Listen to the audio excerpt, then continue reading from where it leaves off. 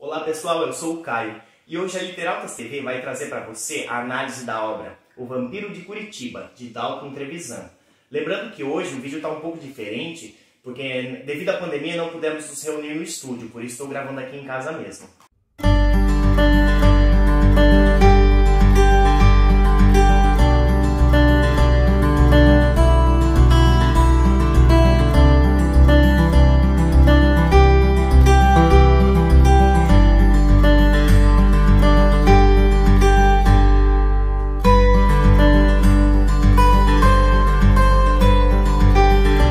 O autor nasceu em 1925, em Curitiba, no Paraná, e desde cedo mostrou aptidão às artes e à literatura.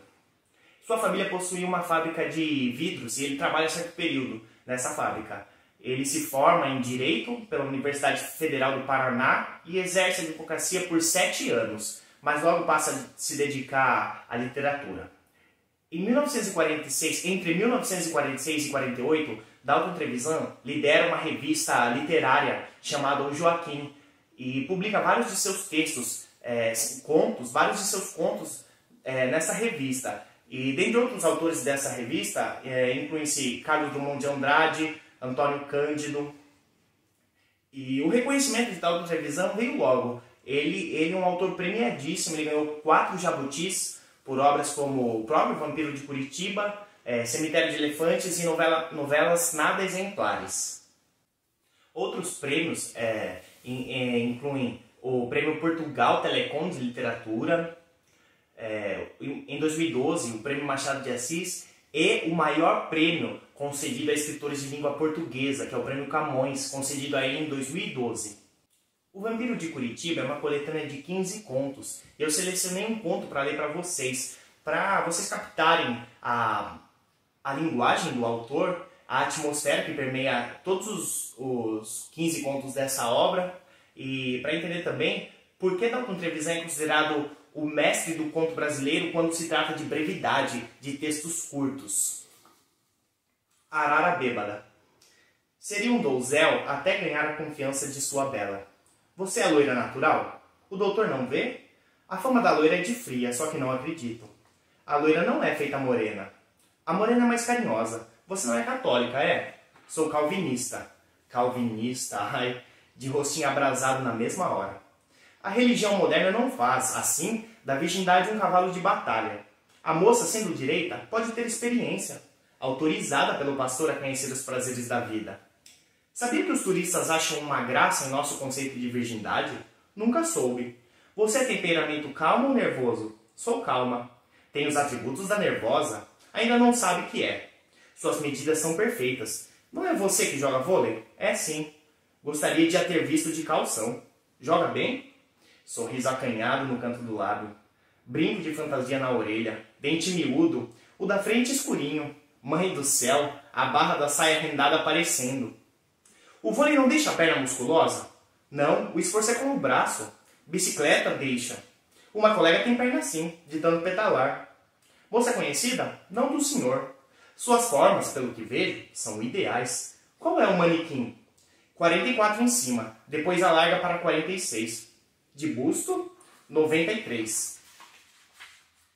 O herói fechou o olho. Ai, que beleza! Ai, que bom! 93. De quadris, pouco mais. 95? É. Oh, Deus do céu, 95. Sentadinha, bem composta, sem cruzar o joelho nenhuma vez. Ai, se ela erguesse a saia, só um pouquinho. Não é perseguida na rua? Tão bonitinha. Como é que se defende dos piratas? Ora, essa pirata é filha de meu pai. O que não sei é a medida da coxa. A palavra coxa, uma laranja inteira na boca. De tornozelo é 21. Uma perfeição da mulher é a perna. Mais branca do joelho para cima? Baixou os olhos, vermelhinha. É. Muito mais? Quem me dera ser mulher, não faria mais que adorar no espelho as minhas prendas. Você tem alguma experiência? Deus me livre. Nervosa, afastou o cabelo do olho piscante. Agitado, o peitinho estalava os botões da blusa. Não há peso mais doce que um seio maduro na concha da mão. Você é fria? Nenhuma é fria se você lhe der 3 mordidas na nuca. É tarde, preciso ir. Até amanhã, doutor. Assustei a bichinha. Fugiu pela porta aberta. Ai de mim, quem ouve? Quem atende o soluço da arara bêbada? Bem, nesse conto podemos ver que Nelsinho, que é o narrador, a obra possui dois focos narrativos, que é em primeira pessoa, que é o Nelsinho descrevendo suas aventuras pitorescas em busca de mulheres, em busca de aventuras, vamos dizer assim, e raramente em terceira pessoa, que daí o Nelsinho, a visão que temos do Nelsinho é um pouco afastada. Enfim, o Nelsinho, ele é o vampiro de Curitiba. O que isso significa? Inserido num contexto urbano, na realidade urbana de Curitiba, o espaço são bares, casas, pensões, rua, beco sem saída, são espaços urbanos de Curitiba e bares também. E nele vimos retratado personagens como o Nelsinho e os seus colegas, que vamos dizer assim, também machistas, são homens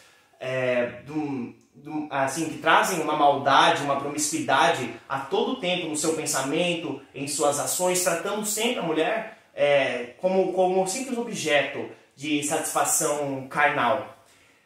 E as mulheres do livro são sempre ou vítimas, elas são ou vítimas ou sedutoras, trazendo também aquela visão. Aqui nesse conto Arara Bêbada podemos perceber que muitas vezes esse tipo de personagem que Dr. Trevisan criou, esses homens machistas, percebe bem a modalidade, a mentalidade deles, e esse pensamento, vamos dizer assim, retrógrado, e dá até para perceber que a loira é isso, mas a morena é assim. E vampiro significa, no contexto da obra, às vezes até de caráter monstruoso, no sentido de as mazelas emocionais e psíquicas da personagem, mas principalmente vampiro no sentido de presa, de predador e presa, porque o Nelsinho, personagem narrador, ele está sempre pensando em sexo, em coisas... ele está sempre pensando em sexo e sempre buscando uma mulher, olhando para as mulheres que passam na rua, muitas vezes mexendo com elas. Esse é o personagem. Bom, já falamos que o espaço da obra é Curitiba, diversas localidades de Curitiba. Sobre o tempo da obra, ele é tanto cronológico quanto psicológico. Psicológico, porque muitas vezes, poucas vezes, mas acontece durante a obra, de Nelsinho começar a divagar e ele entra às vezes num solilóquio, na imaginação, e ele acaba indo nesse tempo que é próprio do pensamento, da personagem, mas também é muito cronológico, porque há vários marcadores de tempo, como amanhã, ontem, sábado, semana que vem. A linguagem do livro é extremamente coloquial, simples, e das maiores características tanto deste livro como do autor é a utilização de elipses e zeugmas, ou seja, o autor ele muitas vezes omite o que pode ser subentendido, muitas vezes, ou que já foi mencionado.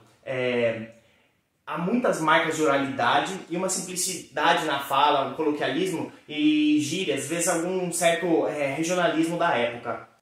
A linguagem do livro é pautada pelo discurso direto, ou seja, as falas com travessões. Há alguns contos que só possuem discurso direto, somente falas, personagem falando com personagem, o que por si já é um dos grandes componentes do conto em si. Há muitos críticos que chegam a afirmar que se o conto não possui diálogo, ele não se realiza como conto, o que em verdade depois isso varia de caso para caso, não é? Mas enfim, o que eu quero dizer é que o conto do Dalton Trevisan, apesar de ser tão original, ele está pautado naquilo que legitima o conto como obra completa, como obra que se realiza. E essa linguagem é pautada em marcas de oralidade, coloquialismo e principalmente em elipses ou zeugmas. Elipses e zeugmas, ou seja, ele omite termos que já foram utilizados e isso contribui para a brevidade, ou simplesmente não menciona esses termos. porque eles podem ser facilmente subentendidos. A personagem Nelsinho vale a pena ser investigada, discutida. Quem é Nelsinho? Nelsinho é um homem brasileiro, machista, preconceituoso, vamos dizer assim, um típico vagabundo. O tempo dele é empregado quase que exclusivamente nessas aventuras, nessa busca incessante que ele, o vampiro de Curitiba, empreende em busca de mulheres, e ele estabelece com as mulheres uma relação de amor e ódio, porque ele, em parte, ele ama e deseja, porque ele se sente atraído, é quase como se fosse um naturalismo. O vampiro de Curitiba, ele já se insere entre as narrativas da literatura contemporânea, mas aqui talvez seja possível traçar um paralelo com o naturalismo, principalmente na questão, talvez determinista, mas principalmente na questão sexual, animalesca. Esse vampiro de Curitiba é um monstro, é um animal à procura de sangue, vamos dizer assim, que é na verdade as interações que ele tem com esses diversos tipos de mulheres. E ele, como eu estava falando, ele estabelece uma relação de amor e ódio. E ele ama porque ele se sente atraído fisicamente, mas as odeia porque ele acha que elas são menores, vulgares, mas principalmente porque muitas vezes se sente rejeitado por essas mesmas mulheres. É importante compreender que essas histórias elas são narradas a maioria delas, uma ou outra só em terceira pessoa, mas Nelsinho, como personagem narrador e autodiegético, porque ele está inserido, né, no universo fictício criado pelo autor e contribuindo a todo momento com esse universo, modificando, afinal, é o ponto de vista dele e são as ações dele predominantemente que modificam a obra.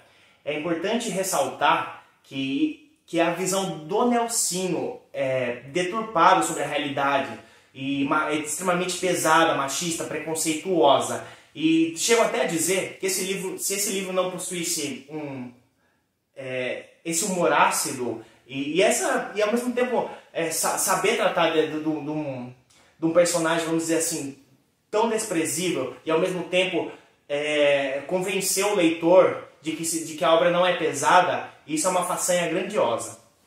Por que estudar Dalton Trevisan? Pensando em vestibulares, em provas, o Dalton Trevisan, ele pode ser talvez o maior contista brasileiro vivo. Ele hoje, aos 85 anos, não é portador de uma vasta produção de contos. E o Vampiro de Curitiba se tornou uma obra que está inserida, que ela se insere dentre as maiores obras do conto moderno brasileiro. E por tudo isso, e por essa brevidade, pelo número de premiações que o autor ganhou, por tudo isso se torna muito, muito importante estudar o Vampiro de Curitiba. Que afinal, o próprio Dalton Trevisan, devido à sua reclusão, também chamado de O Vampiro de Curitiba. Falando na reclusão do autor, desafio você a procurar aí uma imagem do Dalton Trevisan. Eu gostaria que você tentasse achar uma foto dele ou uma entrevista que fosse escrita. Você não vai achar nada. Por quê? Dalton Trevisan, aqui eu gosto de fazer até um paralelo com outro grandioso escritor norte-americano, que seria o J.D. Salinger, que após a publicação do Apanhador no Campo de Centeio, se torna recluso e acaba até se tornando uma figura mística, literária do imaginário norte-americano. Enfim, o Dalton Trevisan, ele, ou por timidez, ele não revelava, porque ele não se apresentava em público, não concedia entrevistas a jornais, não tirava fotos. Inclusive, todos os prêmios que ele ganhava, ele nunca foi receber. Imagine isso, um autor ganhar simplesmente o maior prêmio de literatura de língua portuguesa e não receber. Ele é realmente o Vampiro de Curitiba. A reclusão dele é uma reclusão que aqui no Brasil, em se tratando de escritores, acho que de artistas, é sem parâmetro, não há igual à reclusão desse autor. Dalton Trevisan também possui um conto chamado Uma Vela para Dario. O conto possui apenas uma página e meia, e ele está inserido numa coletânea de contos brasileiros, os 100 melhores contos brasileiros de todos os tempos. Eu recomendo a leitura, ali é uma obra-prima, outra obra-prima do autor.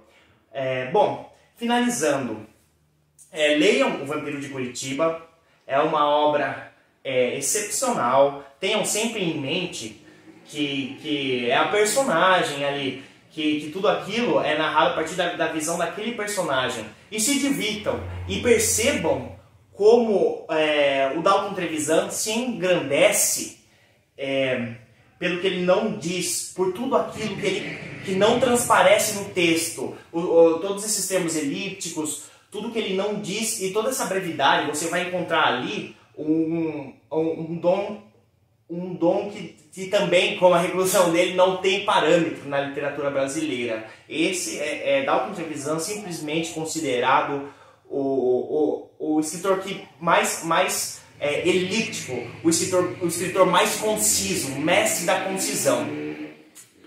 Bom, espero que vocês tenham gostado. E é isso aí. Até a próxima.